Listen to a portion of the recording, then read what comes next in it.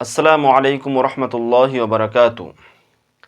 আমরা সকলেই গোসল করি, নিয়মিত গোসল সকলেই করি, কিন্তু জানি না যে গোসল সহি হওয়ার জন্য আমাদের কয়টি ফরজ আদায় করতে হবে।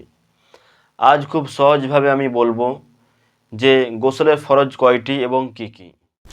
গোসলের ফরজ হচ্ছে তিনটি। প্রথম, মুখের ভেতর পানি দেওয়া, ভালোভাবে 3বার গড়গড়া সমেত কুল্লি করা। 2 নম্বর ফরজ, নাকের ভেতর পানি দেওয়া, ভালোভাবে 3বার ধরে নাকের নরম মাংসটা ধোয়া। 3 নম্বর, পুরো শরীরকে ধুয়ে নেওয়া, এমনভাবে ধোয়া যেন একটা লোমও যেন না শুকনা না থাকে। এই 3টি ফরজ যদি আমরা মেনে গোসল করি তাহলে আমাদের গোসল সহি হবে। না হলে অনেকক্ষণ গোসল করলেও আমাদের গোসল পূর্ণ হবে না। আল্লাহ তাআলা আমাদের সকলকে সহিভাবে ইবাদত করার তৌফিক দান করুন। আমিন।